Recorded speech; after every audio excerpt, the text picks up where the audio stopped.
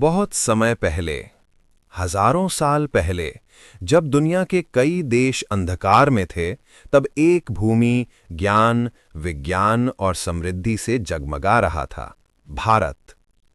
सिंधु घाटी की सुबह में मोहनजोदड़ो और हड़प्पा के लोग साफ सुथरी गलियां, पक्की नालियां और बड़े-बड़े अनाज भंडार रखते थे। दुनिया को ये पता भी नहीं था कि शहर क्या होता है, लेकिन भारत के लोग नियोजित शहरों में जी रहे थे। कृषि, व्यापार, कला, सबका जन्म यहीं हो रहा था। समय बढ़ा, युग बदलते गए। ऋषि मुनियों की गुरुकुल परंपरा में बच्चों को धनुष चलाना, शास्त्र पढ़ना और जीवन जीने का तरीका सिखाया जाता था। तक्षशिला और नालंदा जैसे विश्वविद्यालयों में दुनिया के कोने-कोने से विद्यार्थी आते थे। यहाँ आर्यभट्ट ने ग्रहों की दूरी मापी, चरक ने आयुर्वेद लिखा और पाणिनि ने व्याकरण की नींव रखी। दुनिया सीख रही थी और भारत सिखा रहा था। फिर समय आया सम्राट अशोक का। कलिंग युद्ध ने उन्हें बदल दिया और वे हिंसा छोड़कर शांति और धर्म के प्रतीक बन गए।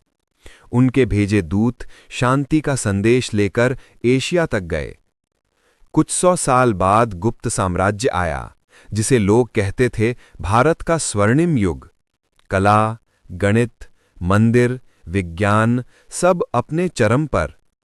लेकिन इतिहास हमेशा शांत नहीं रहता। विदेशी आक्रमण हुए, तुर्क, मुगल, अफगान और कई और। पर हर चुनौती के साथ भारत ने वीर पैदा किए। महाराणा प्रताप, रानी लक्ष्मीबाई, छत्रपति शिवाजी महाराज, गुरु गोविंद सिंह जी, सुभाष चंद्र बोस, भगत सिंह। इनकी तलवार, इनका जुनून दुनिया को याद दिलाता रहा कि ये धरती झुकने के लिए नहीं बनी। फिर आए अंग्रेज, व्यापारी बनकर, पर धीरे धीरे उन्होंने देश पर कब्जा कर लिया। लूट, अत्याचार, कर और भारत की समृद्धि को खत्म कर दिया। लेकिन भारत सोया नहीं, हर जगह चिंगारियों की।